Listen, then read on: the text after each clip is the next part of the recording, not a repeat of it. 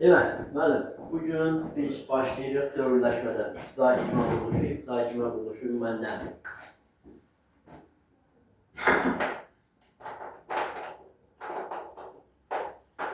Burada xırdalıqları deyildik keçəcəm. Oxuyandan sonra testlər üzərində sual cavabla gedərik. Sən heç kitabları almışdın?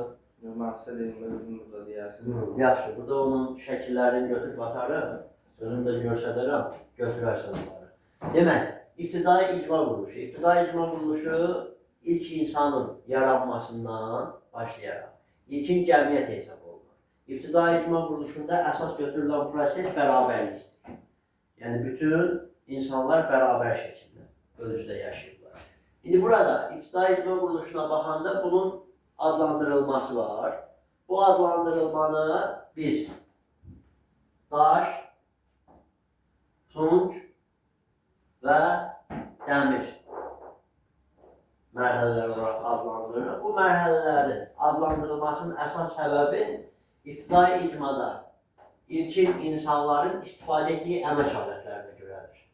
Bəli, əmək alətlərinə görə birinci hazırlanan əmək alətləri daşdan, tuncdan və dəmirdən olaraq bilindiyinə görə bu bölgü baş verir.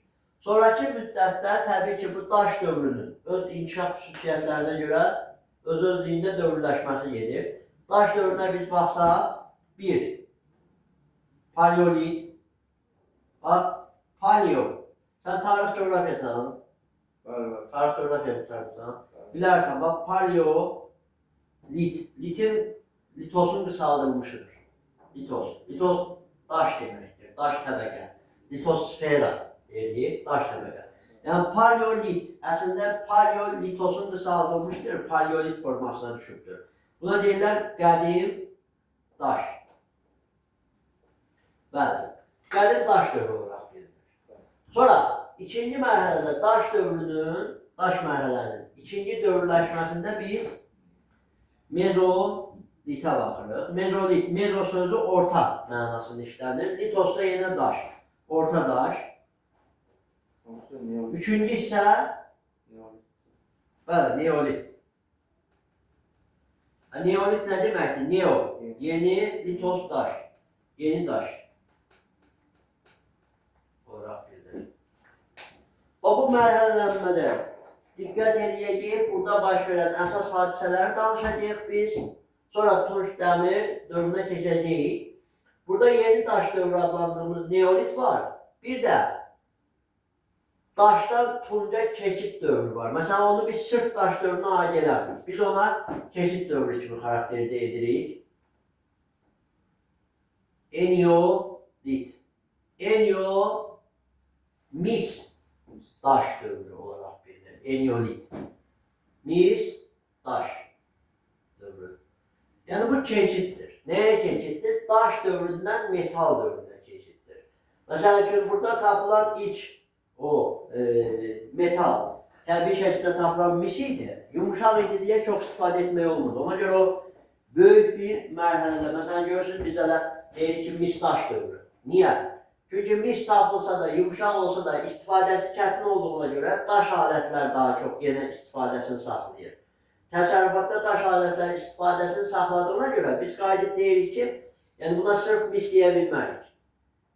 Eyni zamanda daş da davam edirdi. Mis daş dövrü. Sadəcə bu daşdan metal əsrindən keçiddir. Bəli. Ona görə biz mis daş dövrü deyirik və deyirik ki, orada misi əritməklə qurumuşun, sink, qalay, bunları tərkibinə qatmaqla ərimiş misin yeni bir metal alırlar, tunç. Yəni misin süni yolla bərkidilir yeni bir metal. Buna deyirlər iç süni metal. İç süni metal hələ tunç dövründə alınır. Bax, tunç dövründə biz gedişata baxsaq, tunç dövrü 3 hissəyə bölünəcək. 1. Erkən tunç, orta tunç və son tunç. Burada əsas prosesləri mən danışacağım bu öz yerində.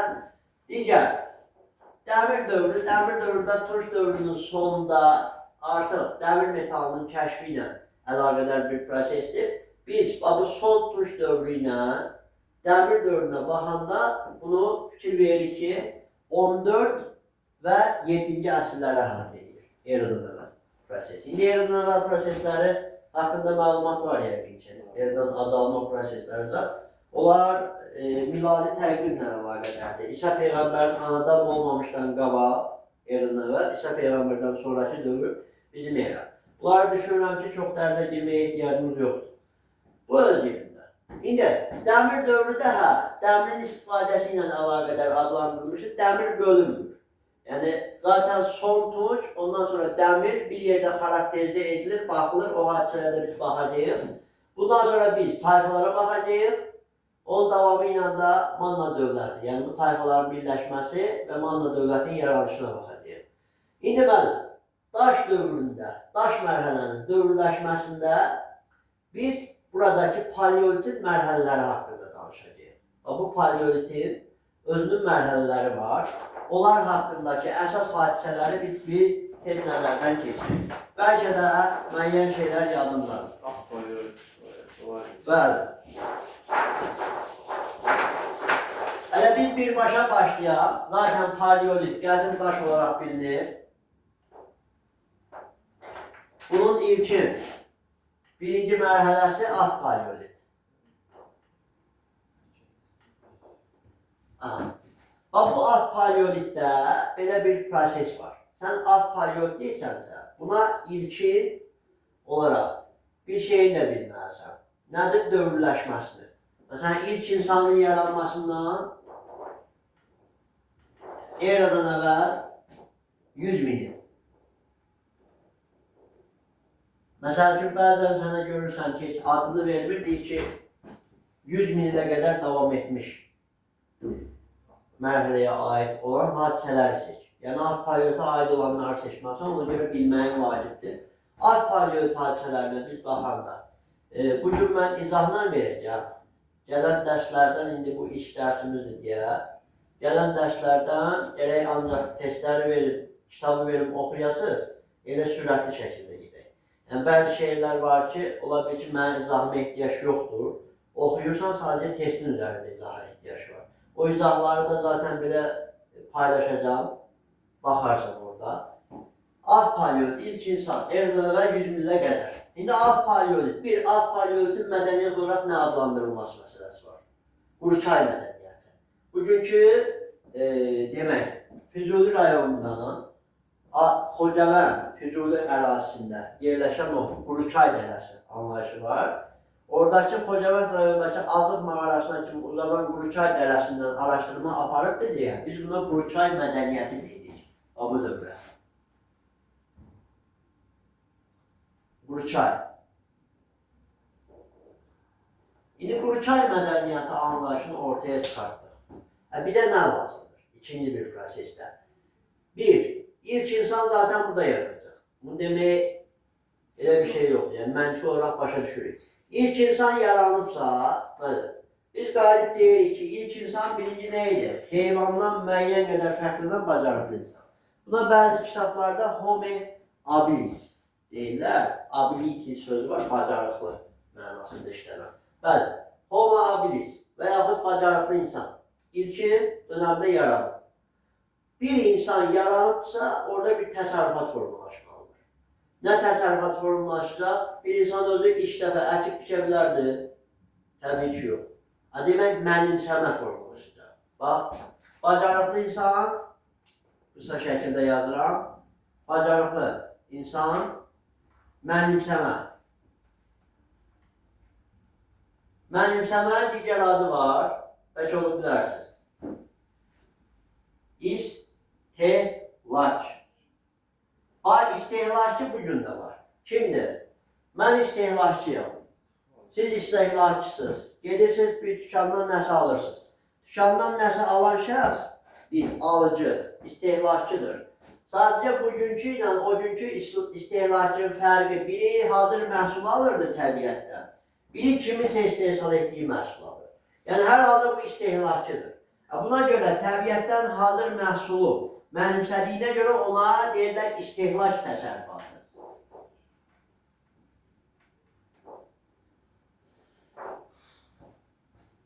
İlk insan gəlibsə, mənimsəyəcəksə, bunun ilkin olaraq mənimsəməklə əlaqədar ilk əmək vərdişləri nə olmalıdır? ovçuluq və yığıcılıq. Bir də bunların qorunması lazımdır o dönəm üçün. Qorunmaq üçün bir yerə gəlməlidirlər. Bir yerə gəlirlərsə, bax, bunlarda qeyri-mütəşəkkillik var. Bəzən də qeyri-mütəşəkkil kollektiv, ilk insan sürüsü, sürü halında. Məsəl üçün, sən tələbata görə birləşirsən, heç bir qohumluq, heç bir yaxınlığa görə yox, tələbata görə sadəcə birləşirsən. Onda sən qeyri-mütəşəkkil kollektiv yaratmış olsan, sən qidağı əldə etmək üçün birləşirsən. Ortada bir tələbat var, ortada bir bağlılıq yoxdur. Tələbat varsa, buna qeyri-mütəşəkkil kollektiv deyirik. O da yaradacaq nəyi? Ulu icmanı. Müəyyən, bunlar tez-tez dağılırdı. Çünki genişləndikcə hamıya qida çatdırmaq olmurdu, dağılırdı, bölünürdü bir anda kənarda. Təbii ki, belə sürü halında kollektiv yaranmağa başlayırdı.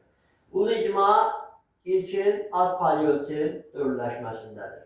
Sonra, təbii ki, insan meydana gələndən hər hansısa bir inanca ehtiyac duyur.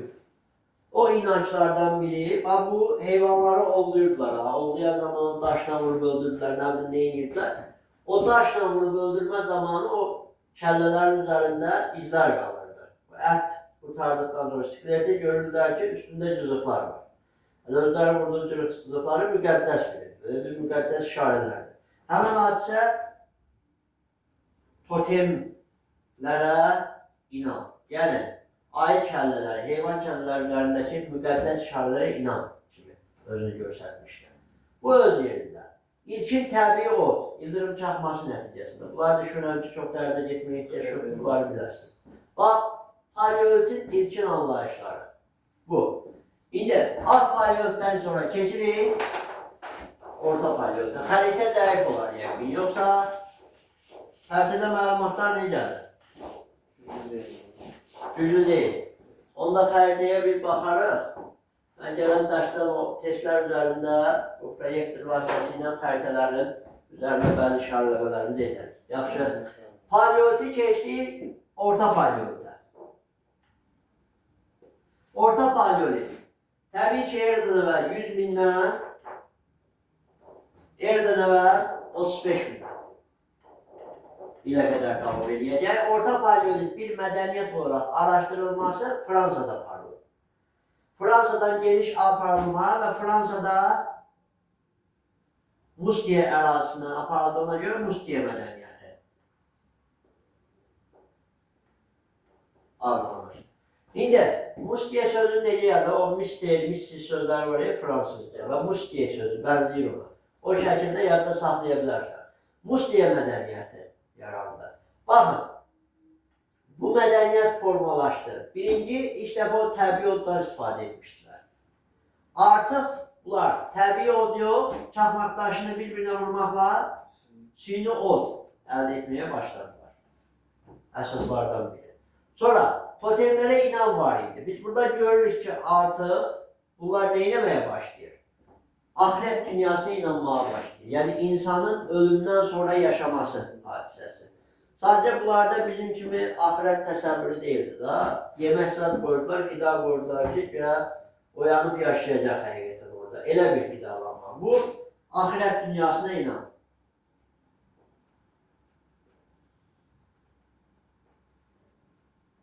İndi, ahirət dünyasına inan anlayışı gəlir. Yəni, artıq dini proseslər, inan proseslər müasir bir səviyyəyə qalmış görsədir. Sünnot, ahirət dünyasına inan. İndi keçirik. Bu ahirət dünyasına inandan sonra biz təbii ki, burada yeni bir insan prosesinə baxmalıyıq. Yeni insan tipi. Bəzən deyirlər müasir insan tipi, yeni insan tipi. Müasirlik buradan formalaşır. Yenilik müəyyən bacarıqlarla ortaya çıxır. Ona görə biz Neandertal, Neandertal nədir? Nean. Bu, new sözünə bənzəyir ingilisindəki yeni sözünə. Yeni insan tipi. Müasir insan tipində biz Homo sapiens deyirik. O ağıllı insandır, beyində. İnkişaf varsa o müasir insan tipidir. Amma yeni insan tipi deyəndə Neandertalı götürəcəyik.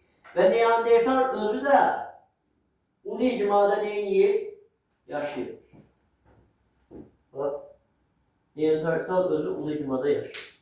Bəli. İndi burada ahirete inam, süni od, çaxmaq daşından əmək alətlərinin hazırlanması prosesi, bunlar hamısı özünü göstərir obsidiyandan. Bəli, bu bir proses var. Bak, bu Neandertal sözü Almanya'da yer alır.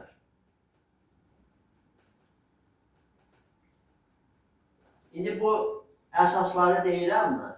Bunlarda keçəcəm. Bunlar əsaslardır. Çox testə gəlir. Əlavələri də testlərin üzərində baxar. Aydındır bu. Müəyyən indi burada yaxşı olar ki, izah verəndən sonra gedib bir dəfə də varsa, heç olmasa, işə neçədə gelirsən? Saat 2'nin yarısı. 2'nin yarısı 2'ye qalmış. Mən səni bu günlərin birdə buraxaram. Sonraki müddətdə seylə davam edəcək. Amma çalış seyləyəsən də vaxtında gələsən. Oldu? Paleolit. Çünki buradan çıxıb dərsə gedirəm mən. İndi paleolitin üst paleolit dönəminə baxacağıq. Üst paleolit dönəminə biz baxanda artıq müasir insanın meydana gəlməsi haqqında danışacağıq. Belə ki, o ki, yeni tipli insan, Neandertal yaranmışdı, onların əl qabiliyyətləri inkişaf edilmişdi. Əl qabiliyyəti, bacarıqlar, bu şeyləri inkişaf edərdikcə, ümumi görüş, ətraf genişləndikcə insanda danışıq qabiliyyəti də yüksəlməyə başlayır. Yəni buna görə üst paleolitdə biz baxırıq ki, artıq o ağla təsir göstərir. Ağla təsir göstərmə nəticəsində yeni insan tipi olan Homo sapiens yaranır. Yəni ağıllı insan. Homo sapiens yarandısa, ağıllı insan nitqə təsir. Yəni səsli nitq. İndi bu insan düşünür. Yəni mən öz qohumlarımı, öz yaxınlarımı bir yerə yığım, daha etibarlı olar və yeni bir qurum quraq. Bəli, bu qurum o deməkdir ki, artıq ulu icma orta paleolitdə sübuta uğradı. Yeni bir icma yaranır, qan qohumluğuna əsaslanan. Və o qohumluq ana xətti ilə idi. Qadınların daha çox işlər görməsi, uşaq dünyaya gətirir, böyüt, qoruma, odun qorunması, bu proseslər laf əvvəlcədən var idi. Süni odda, yəni yeməyin dadı pişirilməsi, qadınların üzərində daha çox yük düşürdü deyə ana xətti ön plana çıxır və ana xətti ilə qohumluq əsas götürülür və buna deyirlər qəbilə icması.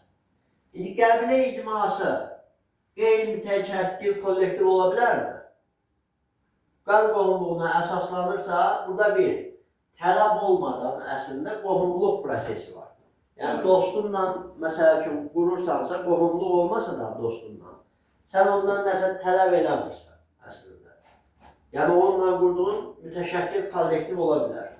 Qohumluqda bu tam şəkildədir. Yəni nəsə eləyirsənsə, tələb etmirsənsə, bu tam şəkildə quruluşdur. Yəni ona deyirlər kollektiv, mütəşəkkil kollektivdir. Yəni qan qohumluğu var. Bu da deyir qəbilə icması və ana xətti ilə. Ona görə də anaların hüququ önə çəkiləndə ana xəqanlığı yaranır.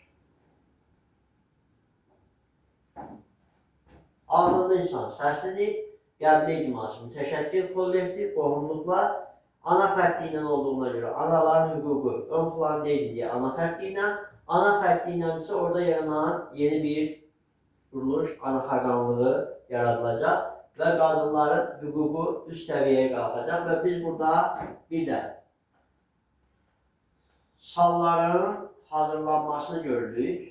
Sallar o kötüyü kötüyə bağlayaraq hazırladığı hissələrdir. Demək olar ilkin gəmi versiyalar, belə deyək. Bəli, hazırlandığını görürük və bunlardan da çaylardan balıqlar tutmaq üçün, belə şeylər üçün istifadə edirlər. Bu da ağıllı insanın dönəmi. Keçid ağrı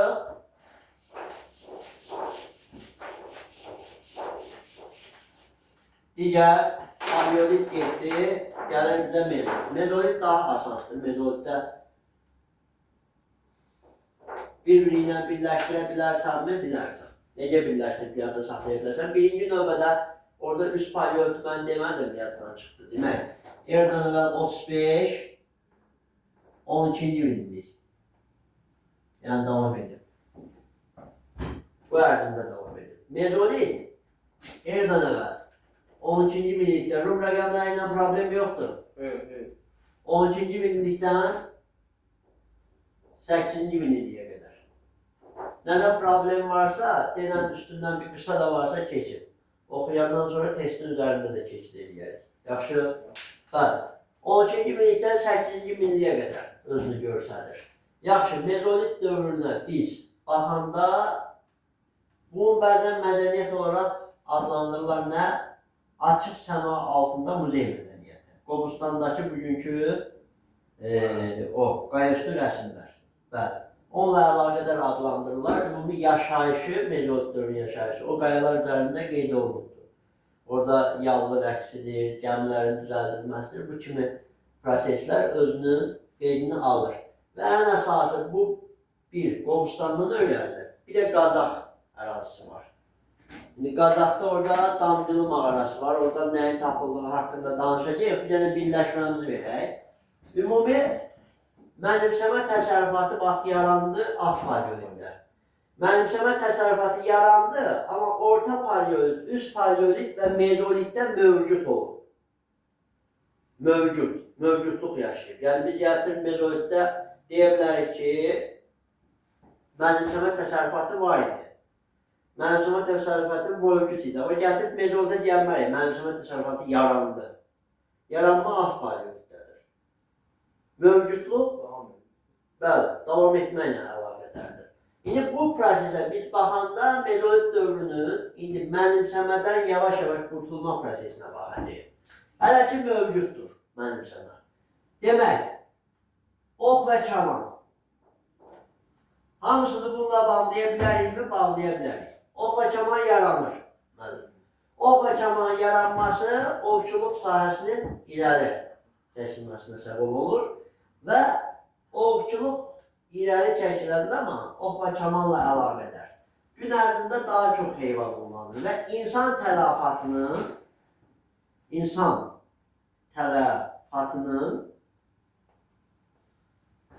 ilk dəfə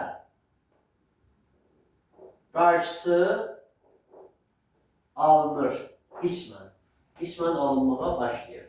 Yəni uzaqdan ovlama, əvvəl məsələn gedirlər, yaxından ovlayırdılar, heyvan hisslərini elədi, nə qədər itki verilir. Amma burada yox. İndi ox və kaman yarandı. İnsan artıq tələfatı azalmağa başladı. Və burada bir şey var, qida ehtiyatı artır. Qida ehtiyatı artırsa, qadınların toxum toplama prosesindəki toxumlar qalır kənarda, nəm çəkmə, cücərməyə səbəb olur. Baxın, biraz sonra gördük, o cücərmədə nə yaranacaq təbii ki? Əkinçilik. Biraz müddət sonra fikir verirlər ki, bu ət iyi düşməsi ilə əlaqədar artıq böyük heyvanları ovlayanda onların balalarını öldürmürlər. Götürürlər, qəfəsə salırlar. Qəfəsə salma nəticəsində ələ öyrəşmə, yəni əhilləşmə baş verir. Əhliləşmə. Bəli, əhilləşmə baş verir. Əhilləşmə prosesi ilə nəyin əsası qoyulur? Maldarlığı və yaxud heyvandarlığı. İlk əhilləşən heyvan itdir. Nəyə görə itdir? Çünki, belə deyək, o vəhşi itlər ki var, insanların tullantı topladığı ətrafa toplayırlar, yəni tullantılar ətrafa atılır da yaşayış məntəqələrində. Oraya vəhşi itlər toplanırdı və ilk dəfə insan əlinə öyrəşən vəhşi it oldu. Yəni insan genetikası ilə zamanla tanışlıq birinci it başlayır, bəzən deyək it sahibdir. Yəni uzun müddət bir kompakt şəkildə yaşayırlar itlə insanlar. Ona görə də bu əhilləşmə, ələ öyrəşmə və ilk maldarlıq yaranır. O mənim, əkinçilik, maldarlıq artıq sən istehsal edilməlisən. Bəzən deyirlər mənim, maldarlıqda nəyi istehsal edirsən? sənin əslində onu öyrəşdirməyin özü bir istehsal prosesidir. Və coğrafiyada belə bir şey var. Maddi istehsal, qeyri-maddi istehsal. Bəlkə eşitmişsən. Evet. Məsələn, maddi istehsal deyirsən, tutaq ki, deyirəm ki, mən bunu istehsal edirəm. Sən bunun hər bir prosesini ardıcıl şəkildə görə bilirsən. İndi biz xidmət sahəsi aparırıq da, bu qeyri-maddi istehsaldır. Mən sənin beynini istehsal edirəm, amma nəticə görsənmir. Nəticə sonda mix sınavında bəlli olur. Və nəticəsi sonda görsənən istehsal, qeyri-maddidir. Bu da əslində eyni bir prosesdir. İnsan əgər əhəlləşdirmə prosesində öyrəşdirmə baş verirsə, o qeyri-maddi istehsal aparır və maldarlığı formalaşdırır. Ona görə biz deyirik ki, əkinçilik və maldarlığın yaranışı istehsal prosesidir. Və artıq biz mənimsəmədən nəyə keçid yaradırıq? Mənimsəmə istehlakla, istehlac. İstehlakdan keçidi istehsal baş verməyə başlayır. İbtidai əkinçilik və ya iqtidai maldarlıq ilkin istehsal prosesinin formalaşması, yəni mənimsəmədən istehsala keçid prosesi baş verir. Baş verir, bəzən inkişaf edir. Onu deyənmərik. Baş vermə hadisəsi buradadır. Sonra, ox və kamanla əlaqədar nəyi yadda saxlaya bilərik? Mikrolit. Açılışını eləsək, mikro, kiçik, litoz daş. Kiçik daşlar, özdə kiçik daşlar deyil, həmləsi fiqurlu. Dairəvi doğrudur, üçbucaqdır, kvadrat. Nəyə görə? Heyvanları yaxşı yaralanması üçün. Ox ucluqları kimi istifadə edir. Yəni, ox ucluqları kimi yadda saxlaya bilərsən mikrolitləri. Qobustanda və Qazaxda damcılı mağarasında tapılıbdır. Yəni, dolayısıyla Qobustan hadisələri, Qobustanda baş verən tarixi proseslər və Qazaxdakılar. Əsasən özünü görsədir, mezolit dövrünü öyrənmək üçün. Və salam. Çətinlik var burada. Bu, bir-biri ilə bağlaya da bilirsən bunları. Yəni, bir-biri ilə bağlayıb yadda saxlaya bilirsən. Sadəcə çalış ki, oxuyanda sənə lazım deyil də, çox sürətli oxuyub nəfər var gedəsən. Biraz məntiqi fikirləş buranı. Yaxşı.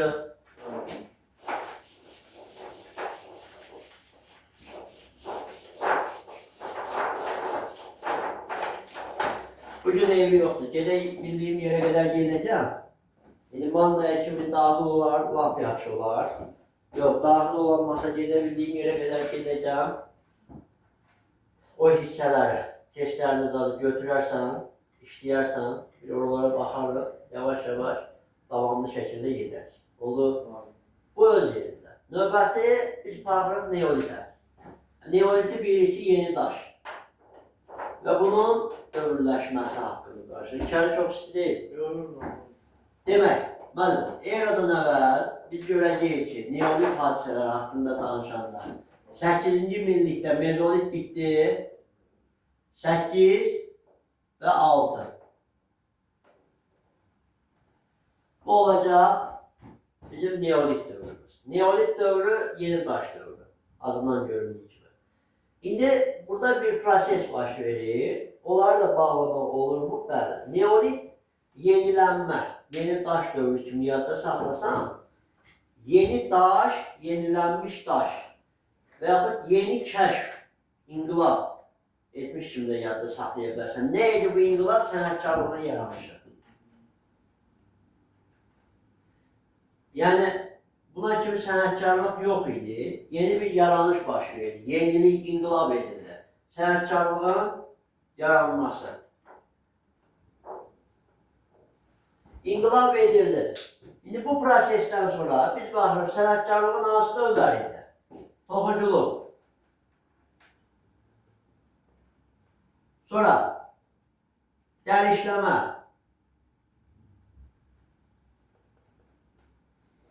Toxuculuq, dərişləmə. Duluşçuluq. Duluşçuluğu biz hanım nəticə? Saxsı qablar. Gil qabları hazırlayırlar. Bəli.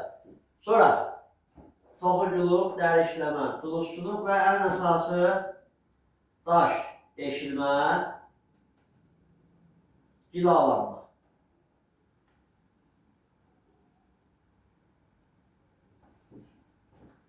Sol. Bu 4. İndi bu yenilikdir. Yenilik edilibsə, orada bir nə baş verir? İnqilab. Ona görə biz bu dövrünü adlandırırıq Neolit inqilabı. Mədəniyyət var, Neolit inqilabı mədəniyyət dövrü kimi adlandıracağıq.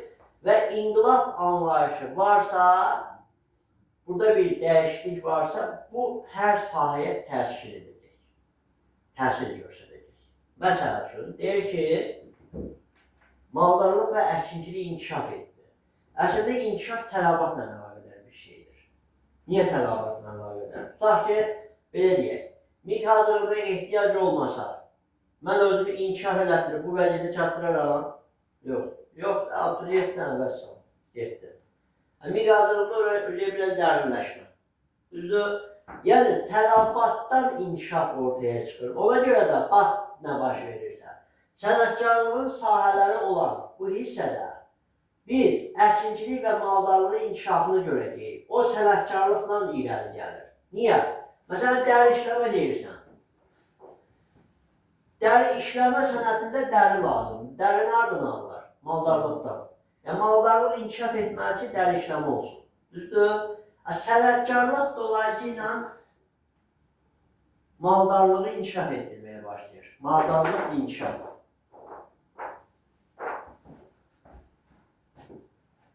İndi tələbatda qidalanmaya ehtiyac artır, insan sayı artır. Bunun üçün təbii ki, əkinçilikdə daha çox məhsul götürülməlidir. Daha çox məhsulu götürmək üçün sənətkarlığa müraciət var.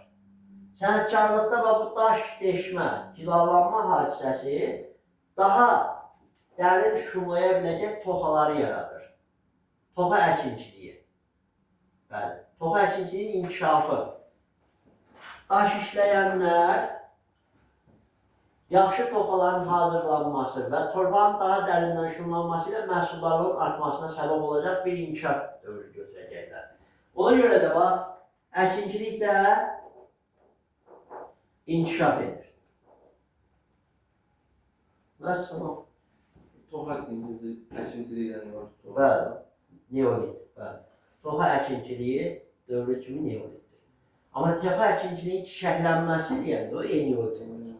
Çünki bu sahələr özləri, bu sahələr, eneolitdə daha yüksək səviyyəyə çatırlar. Orada çiçəklənmə mərhələsi özünü göstərəcək. Məsələn, burada problem var.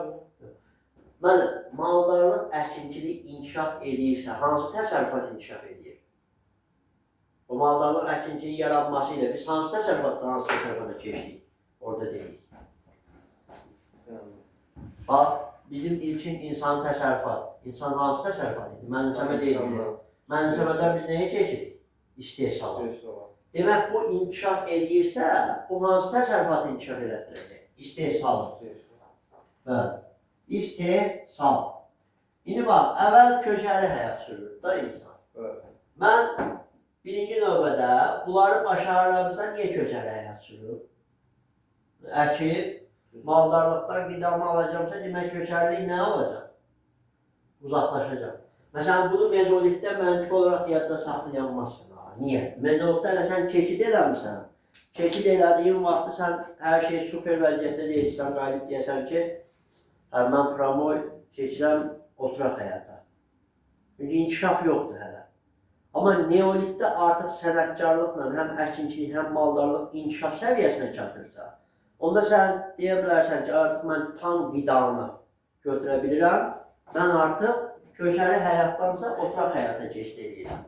İkincisi, nəyə görə sən keçid edirsən? Sən əgər maldarlıq və əkinciliklə məşğulsansa, sən bu əkinə qulluq eləməlisən. Əkib getdim, köçəri həyat sürdüm o tərəfdə. Yəni, əkinə qulluq eləməyinə, maldarlığa qulluq eləməyinə görə sən məcbur deyilirsən, oturaqlaşırsan. Bu oturaqlaşma istehsalın inkişafı ilə əlaqədəlidir. Yəni, əkinçilik və maldarlıq özləri istehsal təsərrüfatıdır. O istehsal təsərrüfatının inkişafı deməkdir. İstehsal təsərrüfatı inkişaf edirsə, demək insanlar oturaqlaşmaya keçid edir. Tam aydındır. Əlbəttə. Qaranlıq qalan bir şey yoktur. Alın. Bu da bizim Neolit dövrünün xarakteridir.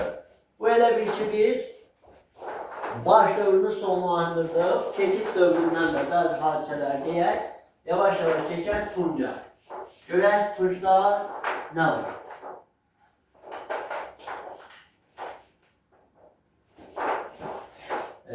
Birinci Eneolitə baxaq, keçid mərhələsinə. Eneolit eradan əvvəl 6, eradan əvvəl 4-cü minillikə əhatə edəcək. Eneolit əvvəl bayaq dediyim kimi Eneo, mis, litos, daş, mis daş dövrü kimi xarakterizə ediləcək. Daşdan demək, keçid olaraq metal əslində keçid kimi bilinəcək. Bu hissədir. İndi orada sadəcə mis tapılır. Yəni ilkin təbii metal. İlkin təbii metal. Hələ misdir da. Misdirsə sən bunu götürüb bu tapılmasını təbii ki Eneolitə verəsən. Azından göründüyü kimi. Mis, ilkin təbii metal tapıldı. Metal əsri başlandı əslində. Eneolitlə. Metal əsri başlanğıcıdır. Başlanğıcı qoyuldu. Sadəcə yumuşaqdır deyə çox istifadə etmirik deyə daş alətlər yenə təsərrüfatda özünü geniş miqyasda yayılması ilə seçilir. Buna diqqət edirik. Sonra burada var Eneolit dövründə artıq inkişafla əlaqədar demək olar bütün ev heyvanları əhəlləşdirib tutarır. Sonuncu əhəlləşdirən heyvan atdır. At. Sonuncu əhliləşən. Bu belə yazılır. Mürəkkəb sözlərdən verilir. Əhliləşən heyvan at olur. Onda Əli Köməktəpədə sümükləri tapılır. Əli Köməktəpə Cəllabat rayonundadır. Gələn dərs onu xəritədə üzərində görsədərik. İndi burada məsələn bəzən deyir ki, müəllim, bu hardan bilinir bu Əli Köməktəpədəki atın əhliləşmə olması? Əhliləşmiş atın belinə yüksək durulur mu? O bel sümüyü əyilir. Və ondan bilirlər ki, əhliləşmiş atdır. Yaxşı.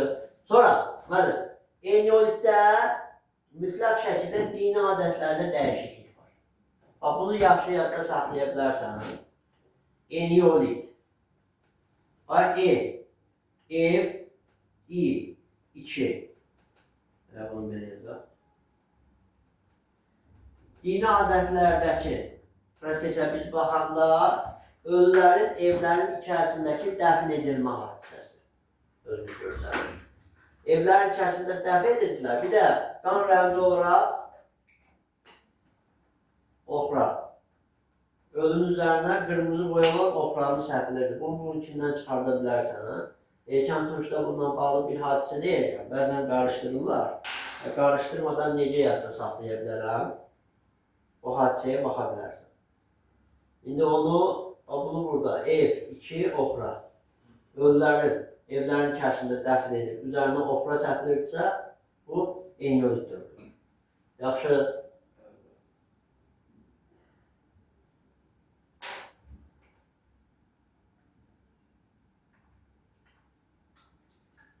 Bura kimi nəsə sualın varsa, əlavə. Başa düşmədiyin, istəyirsən ver. Normal. Zaten belə şeyləri oxuyandan sonra bir dəfə testin üstündə gedəmək görkəmlənəcək. O samsiyalından düşdü ona siz dediksə.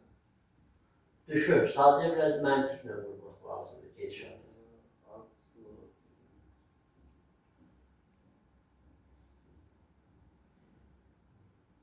Sən nə qədər vaxtı ümumən məşğul olursan? Sən universiteti nə vaxt tutarmışsan? 24'də. 24'ün yayı tutardım. Askeriye getdim 25'in yayı. Onda çok değil daha. Tutardım. Sadəcə Roma getmişsən askeriyə.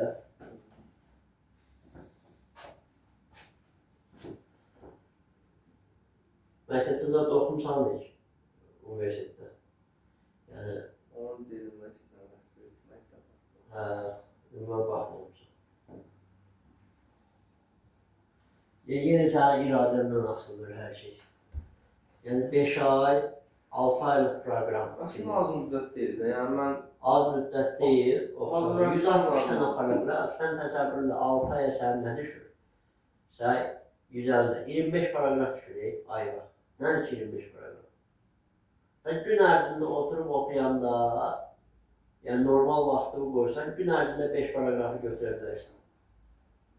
Yəni, testinlə də bərabər. Sadəcə biraz iradəli olub getmək lazımdır. Bəli, bu öz yerində. Burada problemimiz yoxdur ki. Əla. Davam edeyim, məlim. Eniolit. Eniolitdə bir şey görəcəyik. Bayaqlarım dedim ki, o sənəd növləri yaranır. Onlar burada çiçəklənmə mərhələsinə çatır. Yəni, inkişaf mərhələsinin yüksək səviyyəsinə çatır. Və məsələn, dəri işləmə inkişaf edir. Bəli. Bir də neolit dövründə o duluşçuluqla əlaqədə duluş çarxı yaranmışdı. O bəzən qarışdırılan proses orada oldu ki, əllə yoxsa ayaqla hərəkətə gətirirlər duluş çarxı.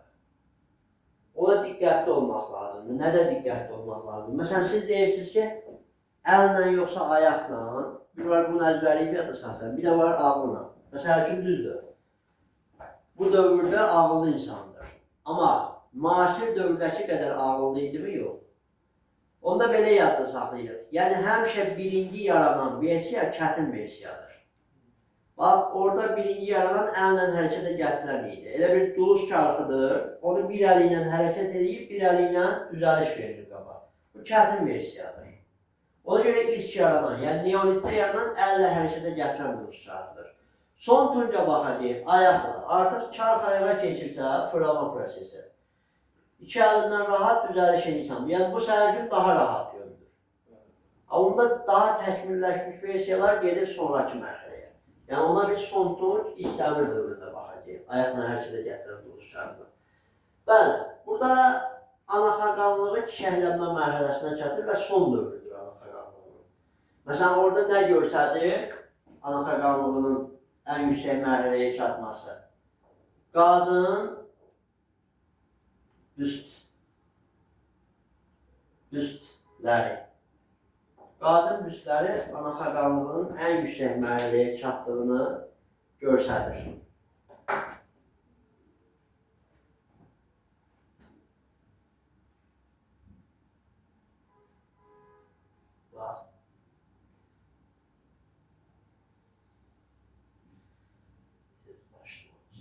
Hə, qadın büstləri görürük ki, anaxaqanlıq çiçəklənmə, yəni ibadət vəziyyətinə gətirilib daha. Bu prosesdən sonra, məsələn, qadın büstü yuxarı heykəli mənasında işlənir. Bu prosesdə eniolit bütün ev heyvanları əhəlləşdirildi və sorun. Bu proseslər eniolitin əsasıdır. O yazmadığım əlavələr. Bəzi şeylərdə bunda mövcuddur kimi baxarsan da, məsələn, ovçuluq, ox və kamanla əlaqədar mövcuddur. Bu hadisə ilə baxarsan. Və salam, məsəl üçün, ağıllı insan mövcuddur. Anaxaqanlığı mövcuddur. Və bu hadisələrdə əlavələr kimi irşadlı testlərdə baxarıq, testlərin ümumi işlənmə potensialına əsasən. Keçdik biz tunca.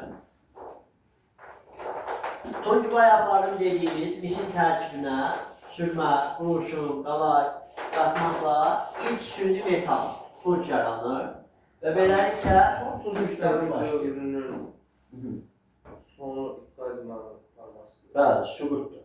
Artıq oradakı hadisələr bax, burada başlayır. İndi burada oradakı əsas məqamlara toxunacaq.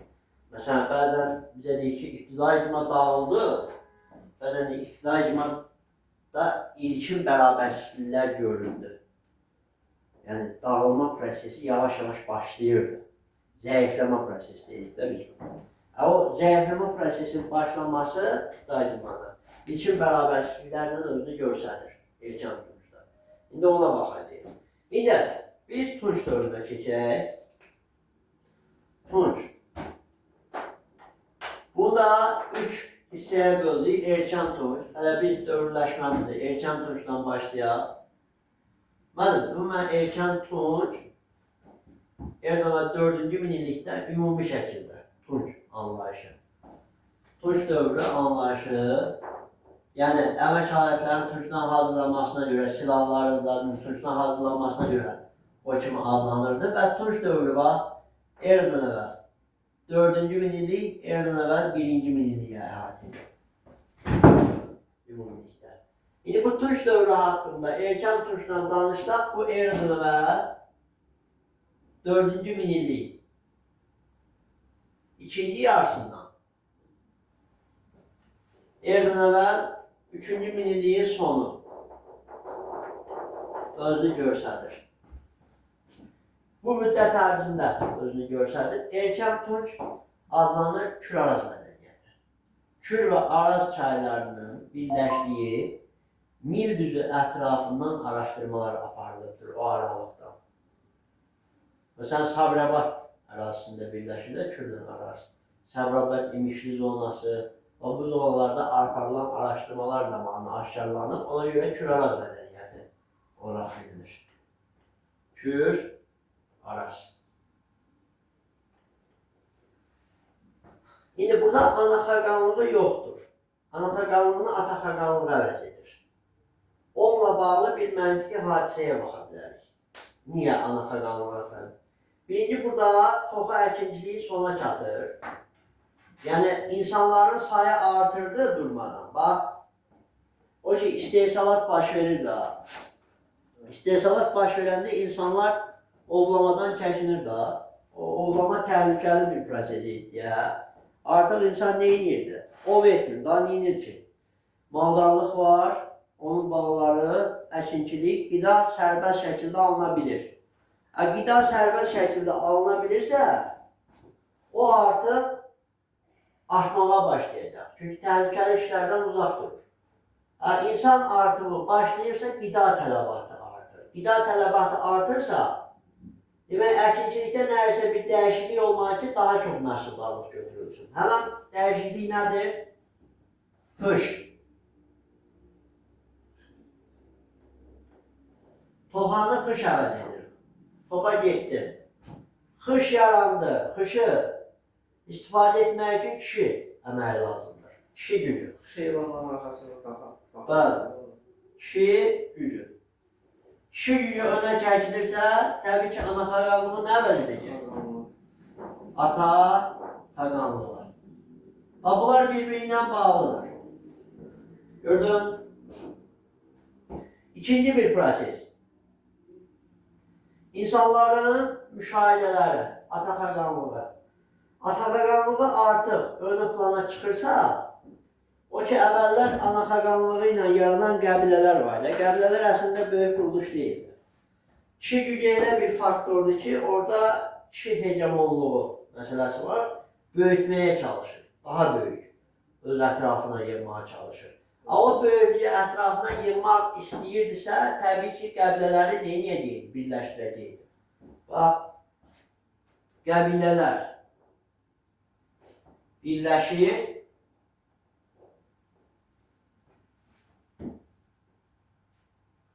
tayfalar yaranır. Gördünüz, qəbilələr birləşdi, tayfalar yaratmağa başladılar. Bu da mütləq idi. Çünki kişi gücü, idarəçiliyi daha böyük gedişata. Tayfa yaranmasının erkən Tuncdan bağlıdır. Bəli, erkən. Tayfalar yarandı, erkəndir. Bax, tayfaların formalaşması daha böyük olan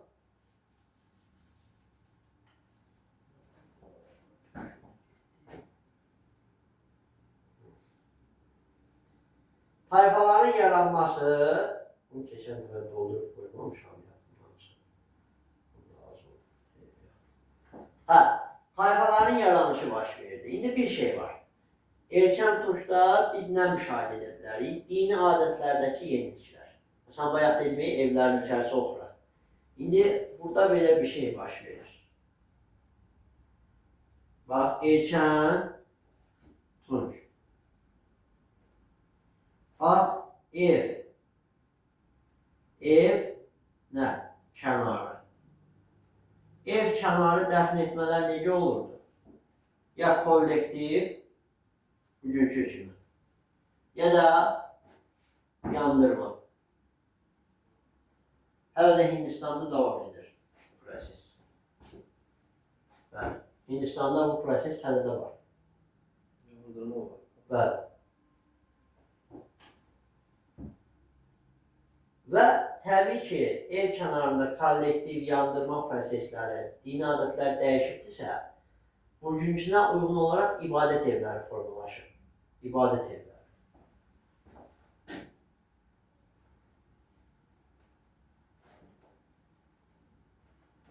Məsələn, bunlar böyle yandıranlar torpağı müqəddəs bilirdilər, torpağı kişiləndirmək olmaz. Kollektiv dəfinlərdə yəni axirət dünyasına inan var idi. Onların da müəyyən bir inancı var idi. Ona görə kollektiv şəkildə dəfn etmə mərasimləri. İbadət evləri 3 yerdə rast gəlirik. Bir Xaçmaz rayonunda var, Sərkərtəpə, Xəzərin sahili. Bir var, Qazaxda Baba Dərviş, Ermənistanla sərhəd. Bir də var, Naxçıvanda 1-ci Kültəpə ilə Maxda. Bunlar yaşa. Amma 2-ci Kültəpə dulusçuluq, neolitdə dulusçuluq mühəndəsi kimi bilinir. 2-ci Kültəpə. 1-ci Kültəpə ibadət evi kimi.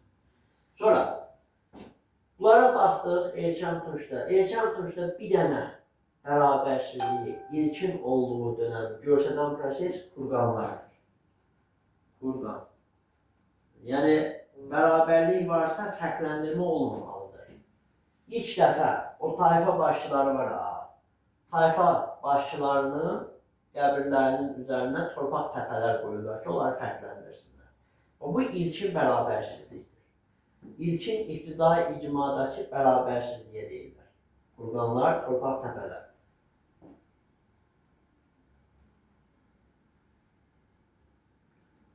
Müəllim, inkişafla əlaqədar, bax belə bir şey deyək. O ki, əvvəl həm maldarlıqla, həm əkinçiliklə məşğul olanlar ki var idi. Onlar bir şeyi anlayır ki, zaman-zaman hər iki sahəyə, yəni başqa-başqa təsərrüfat sahələrində getdikcə, tutaq ki, sən bir müəllimliyi oxuyursan, bir də geysən maliyyə ilə məşğul olsan. Bunu ikisini eyni anda inkişaf etdirmək mümkün deyil. Ona görə onlar da həm əkinçilik, həm maldarlıqla məşğul olanlar bunu başa düşdükcə yavaş-yavaş sənət parçalanması, yəni ayrılma prosesləri başlayır. Belə ki, əkinçilər maldarlardan ayrılır. Yəni əmək bölgüsü, birinci ictimai əmək bölgüsü deyirlər buna. Əmək bölgüsü. Maldarlıq əkinçilikdən ayrılır.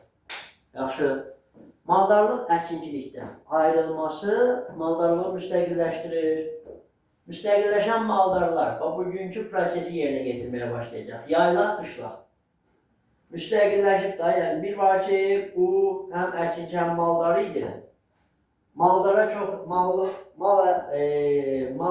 çox yaxşı baxa bilmirdi. Səbəb nə idi? Səbəb ondan ibarət idi ki, o maldarlıqla məşğul olanda yerdə əkinçilik qaldı. Əkinçiliklə məşğul olanda maldarlıq qaldı. Amma artıq da bu müstəqilləşib, yalnız maldarlıqla məşğuldursa, o maldarlığı inkişaf etdirmək üçün onu yayda, yaylağa, qışda, qışlağa gətirir. Dolayısıyla dağa və düzənlərə gətirilməsi yarım köçmə maldarlığın yaranmasına səbəb olur. Yarım köçəri. Maldarlıq. Bu hissələr biraz məntiqidir, düzdür, o birisi çox. Tarixdə nə qədər? 20% məntiqə baxırıq. Qalan əzbərçidir. Ona görə bu hissələri bir verək, siz Manna dövləti daxil götürüb oxuyarsınız, hətta İskitdə, orada azdır, mediada. Oxuyarsınız, biz orada testlərin üzərində gedişatımızı apararıq. Yaxşı növbəti səfər. O izahları da, testlərlə bağlı izahları, o proyektorla davam edərik, izahları verərik, yüklənməni edərik, bir dəfə də orada qulaq asarıq.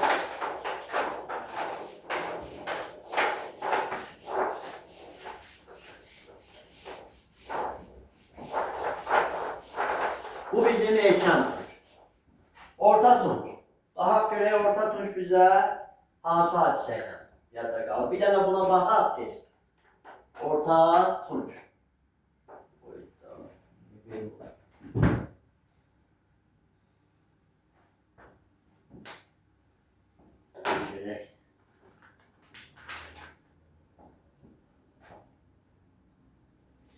Orta Tunç. Orta Tunç'a biz baxanda bax inkişaf prosesi gedir. Boyaq maddəsi inkişaf edir. Və boyaq maddəsinin inkişafı duluzçuluqda boyalı qablar formalaşdırmağa səbəb olur.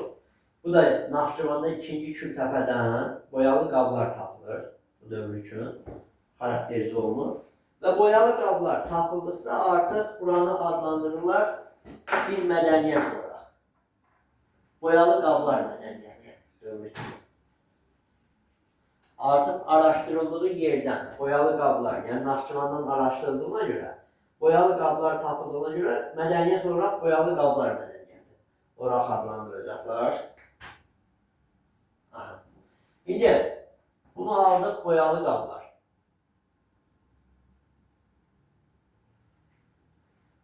Burada mənim tayfalar böyüyür, çevrilir tayfa ittifaqlarına. Baxın, artıq o əkinçilik ayrılmışdı, maldarlıq ayrılmışdı. Bunlar öz-özlüyündə inkişaf edir. Başqa məhsullara tələbat artır. O başqa məhsullara tələbat artanda yeni təsərrüfat sahələri meydana çıxır. Məsələn, əvvəl əkinçilik, maldarlıq təsərrüfatı var idisə, indi bostançılıq, bağçılıq, üzümçülük. Üzümçülüklə əlaqədar nə meydana çıxa bilər məndə? Şərabçılıq. Biraz oxuyanda kodlaşdırmayın. Yəni bir-biri ilə bağlamaqla oxusaq daha yaxşı nəticə əldə etmək olur. Bəli, bunlar meydana çıxır. Bu öz yerində. İndi, mənim, sən fikir ver. Bu hadisələr artırsa, bu hadisələrin artması prosesi artıq nəyə səbəb olacaq? Məhsuldarlığın çoxalmasına. Yəni növ baxımından da məhsullar çoxalırsa, artıq tutaq ki, səndə taxıl çoxdursa, sən taxılı qarpız yemişə dəyişəsən. Bu nədir? Bu ilkin mübadilədir. Yəni ilkin ticarətin əsası qoyulur. Mübadilə. Dəyişmə. İlkin ticarət.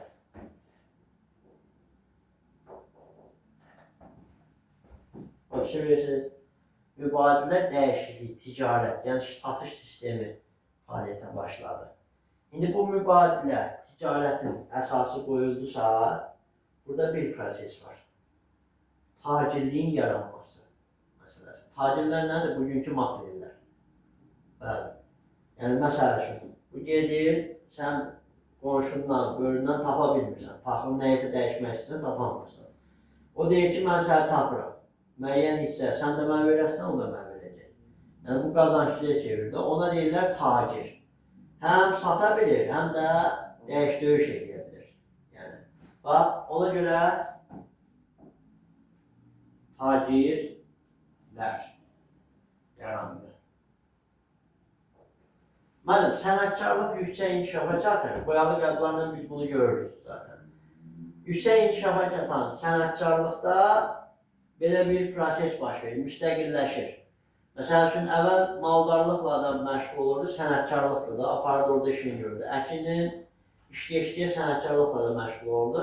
Dolayısıyla o yenə fikrini sənətkarlığa tam verə bilmirdi. Yəni, ona görə o, müstəqilləşmək qərarı alır və sənətkarlıq olaraq müstəqilləşir.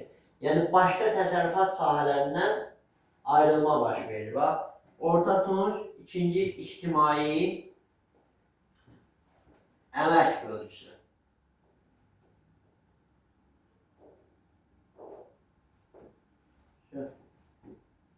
İkinci ictimai əmək bölgüsü nə oldu? Sənətkarlığın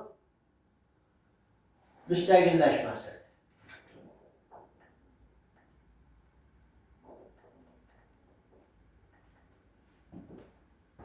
Əsas. Bu bizim əsaslarımız. Sənətkarlıq müstəqilləşsə digər sahələrdən ayrılır. Tam müstəqildir və ikinci ictimai əmək bölgüsü kimi bilinir. Çətinlik var burada. Buyur. Bir dənə sadəcə oxuyuruq, burada dayandırıram. Bu günə bəzi paragrafları verəcəm, onun testlərini işləyirik. İndi hansı hissə daha yaxşı yadda qalmasa, o hissələri geniş silahlarla gedərik. Oldu? Belə. Mən də çalışacağım, biraz çox vaxt ayıram. Çalışdığımız qədər o hissələri yaxşı öyrənməyə düşür.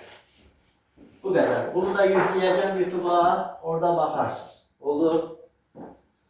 YouTube kanalının linkini göndərəcəm.